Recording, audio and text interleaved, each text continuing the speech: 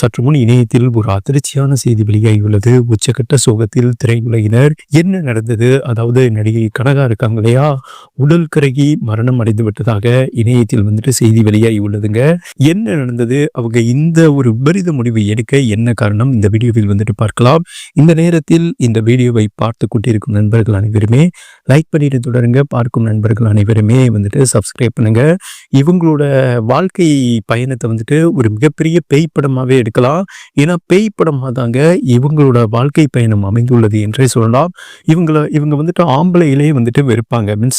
மின்சார கனவு படம் பார்த்திருப்பீங்க இல்லையா, அதுல குஷ்பு ஆம்பளைகளை வெறுப்பாங்க இல்லையா, அந்த மாதிரி தான் இவங்களோட கேரக்டரும் என்பது குறிப்பிடத்தக்கதுங்க. ஏன்னா அந்த அளவுக்கு ஆம்பளைகளை நம்பி இவங்க மிகப்பெரிய லெவல்ல அசிங்கப்பட்டதான் மிச்சம். அண்ட் பச்சை துரோகம் இவங்க வாழ்க்கையில நடந்திருக்கு என்றே சொல்லாங்க. இவங்களோட கெரியர் இவங்க சென்னையில தான் பிறந்தாங்க. இவங்க அம்மா பிரபல நடிகை அன்றைய காலகட்டங்கள்ல, அதாவது 17, 16 காலகட்டங்கள்ல மிகப்பெரிய தேவகி, பெரிய நடிகைங்க. அவங்க அம்மா மூலம்தான் இவங்க திரைப்பயணத்துக்கு வந்தாங்க, திரைத்துறைக்கு.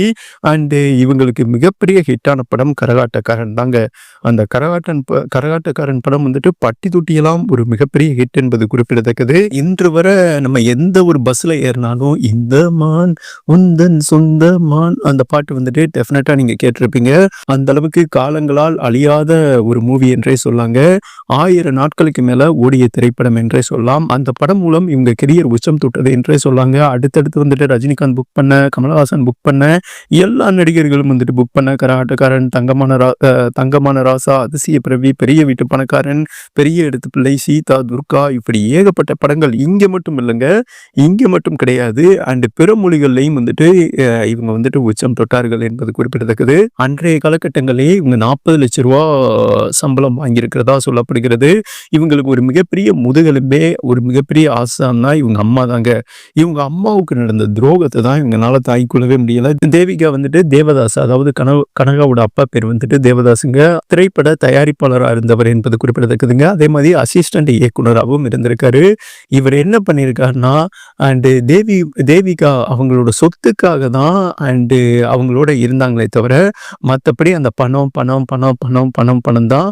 மற்றபடி அவங்க நிம்மதியாகவே அவங்க வாழலை. அவங்க கணவர்கிட்ட டெய்லி குடும்பப்படுத்துவாரமா, சந்தேகப்படுவாரமா, நீ ஒரு நடிகை, எப்படி வேணாலும் தெரிவ அப்படின்னு சந்தேகப்பட்டு இதை சின்ன வயசுல இருந்தே பார்த்து கொண்டிருந்த கனகா அப்பா வெறுத்துட்டாங்க. அதுக்கப்புறம் ஆசாசியா காதலிச்சு முத்துக்குமார் என்பவர், அதாவது அமெரிக்காவில் வேலை பார்த்தவர் திருமணம் பண்ணாங்கன்னு வைங்களேன். ஒரே வாரத்துக்குள்ள ஓடி போயிட்டாருங்க. என்ன ஆனார்னே தெரியல. அதுக்கப்புறம் ஆம்பளைகளே வெறுத்துட்டாங்க. மேலும் திரைத்துறையில அட்ஜஸ்ட்மெண்ட் கூப்பிடுவாங்க இல்லையா, இந்த செய்தி வெளியே தெரிஞ்சவொடனே கனகாவை ஏகப்பட்ட நடிகர்கள், அதாவது பிற மொழிகள்ல இருந்து வரியா அந்த மாதிரி எல்லாம் கூப்பிட்டுருக்காங்க. ஆண்கள் மேல இருக்கிற மரியாதையே இவங்களுக்கு போயிருச்சு என்றே சொல்லாங்க. இவங்க வாழ்க்கையை இருளில் மூழ்கியது. அந்த தருணம் பார்த்து இவங்க யாரை கடவுளா நினைச்சாங்களோ அவங்க அம்மா இருக்கிறவரை தான் இவங்களுக்கு மரியாதை. அம்மா மேல அவ்வளோ பற்றுங்க. எல்லாமே அவங்க அம்மா தான். அவங்க அம்மா உடல்நல குறைவால் காலமானாங்க. அன்றையில இருந்து இவங்க வாழ்க்கையை இருளில் மூழ்கியது. டிப்ரெஷன் ஆயிட்டாங்க. மைண்டு கோளாறு ஆயிடுச்சுங்க. நான் சொன்னேன் இல்லையா, ஒரு பேய் படம் மாதிரி.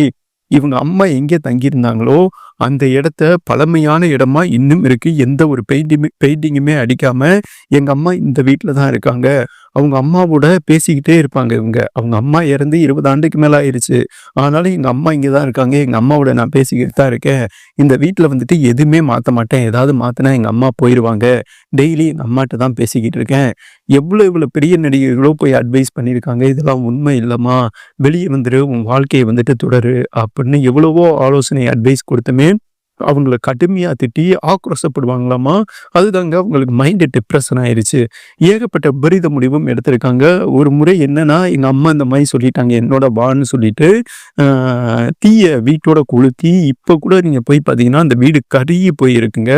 அதுக்கப்புறம் பக்கத்துல உள்ளவங்க தீயணைப்பு துறைக்கு ஃபோன் பண்ணி அவங்க ஓடி அப்பயே அவங்களுக்கு தீக்காயம் ஏற்பட்டது. சிகிச்சை பண்ணி மறுபடியும் கொண்டு வந்துட்டாங்கன்னு வைங்களேன். ஆனால் இந்த வீட்டை விட்டு நான் வெளியே வர மாட்டேன், இல்லாட்டினா தற்கொலை முடிவு எடுத்துக்கிடுவேன். இந்த மாதிரி சொல்ல எங்கள் அம்மா இங்கே தான் இருக்காங்க, எங்கள் அம்மா பக்கத்துலேயே தான் இருப்பேன், நான் வெளியவே வர மாட்டேன், இந்த மாதிரி சொல்லி சமீபத்தில் தான் பார்த்தீங்கன்னா ராமராஜன் இருக்கார் இல்லையா, அவர் கெஞ்சி வெளியே வா, என்னோட வா, நீ தான் என்னோட வாழ்க்கையில் ஒரு மிகப்பெரிய திருப்பு முனை, அதாவது கரகாட்டக்காரனில் நீ ஒரு ராசியான ஹீரோயினாக இருந்த, வெளிய வா, அதாவது ஹோட்டலுக்கு வா, ஜாலியா வந்துட்டு நம்ம இருப்போம், பேசுவோம், மனசு விட்டு பேசு எல்லாத்தோடையும் அப்படின்னு சொல்லி கூப்பிட்டுருக்காரு. கூப்பிட்டு வந்திருக்காங்க. இவங்களும் பார்த்தீங்கன்னா, கொஞ்சம் டிப்ரஷன் குறைஞ்ச மாரி இருந்திருக்குங்க கனகா. அதுக்கப்புறம் பார்த்தீங்கன்னா, மறுபடியும் அதான் இவங்களுக்கு அந்த மைண்ட் கோளாறு ஆயிருச்சு. எங்க அம்மா வந்துட்டு அந்த வீட்டுக்குள்ள தான் இருக்காங்க. எங்க அம்மா வந்துட்டு என்னைய அழைக்கிறாங்க, கூப்பிடுறாங்க. அவங்களோட நான் மிக விரைவா போகணும். இந்த ஒரு மைண்ட் கோளாறு ஏற்பட்டுருச்சு. எவ்வளவோ ராமராஜனும் அட்வைஸ் பண்ணி பார்த்துருக்காரு. அந்த வீட்ல இருக்காத. அது உனக்கு வந்துட்டு மிகப்பெரிய ஆபத்துமா அப்படின்னு சொல்லியுமே இவங்க கேட்கல. இவங்க என்ன பண்ணியிருக்காங்கன்னா, அதாவது எல்லாருமே வந்துட்டு ரொம்ப நெருக்கடி குடுக்குறாங்களே, நம்மள வந்துட்டு அம்மாகிட்ட இருந்து பிரிச்சுருவாங்களா அப்படின்னு சொல்லிட்டு இரவோட இரவாக கேஸ வந்துட்டு ஓப்பன் பண்ணி தீய வந்துட்டு பொருதியிருக்காங்க. இணையத்தில வந்துட்டு செய்தி வெளியாகி உள்ளதுங்க. ஒரு பிளாஸ்ட் ஆயிருக்கு.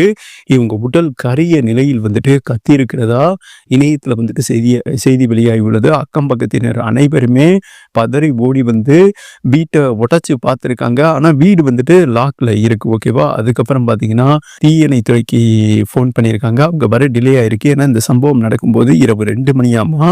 அதுக்கப்புறம் அவங்க வந்து வீட்ட உடைச்சு உள்ள பார்த்தா ரொம்ப கிரிட்டிக்கல் சிச்சுவேஷன்ல வந்துட்டு கனகா இருந்திருக்கிறதா இணையத்துல வந்துட்டு செய்தி வெளியாகி உள்ளதுங்க.